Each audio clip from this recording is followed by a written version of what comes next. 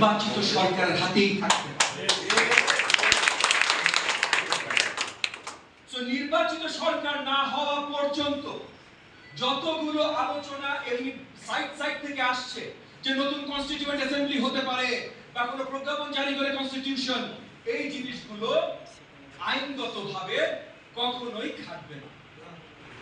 একমাত্র নির্বাচনের মাধ্যমেই নতুন সংস্কার তৈরি হতে পারে এবং নতুন পার্লামেন্টারি নির্বাচন দিয়ে সেই পার্লামেন্টারি বডিকেও যদি আপনারা মানে কনস্টিটিউশন অ্যাসেম্বলি, কনস্টিটিউয়েন্ট অ্যাসেম্বলি হিসেবে ধরেন, তাহলেও নতুন সংবিধান সেখানে নতুন ভাবে সংস্কার করা যেতে পারে।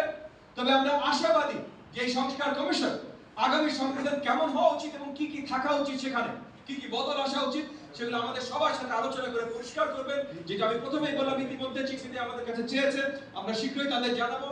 এবং আমরা আশাবাদী যে আগামী ডিসেম্বর মাসের ভেতরে এই প্রত্যেকটা সংস্কার কমিশনের রিপোর্ট দিয়ে দেওয়া হলে এবং এর মধ্যে নতুন ইলেকশন কমিশন চলে আসলে জানুয়ারি মাসের ভেতরে অন্তর্বর্তীকালীন সরকারের মাধ্যমে সামনের নির্বাচনের সঠিক রোড ম্যাপ জনগণের জন্য প্রকাশিত হবে।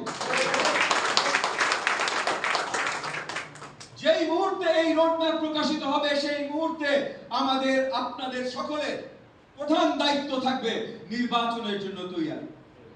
বাংলাদেশের জনগণ যেন আগামীতে আর ভুল না করে, যেন সঠিক বিশ্বাস, সঠিক দল এবং সঠিক ক্যান্ডিডেট তারা বেছে নেয় এবং সঠিক বিশ্বাস এনডিএম এ, সঠিক দল এনডিএম এবং সঠিক ক্যান্ডিডেট আপনারা দেবেন, এনডিএম দেবে ইনশাআল্লাহ।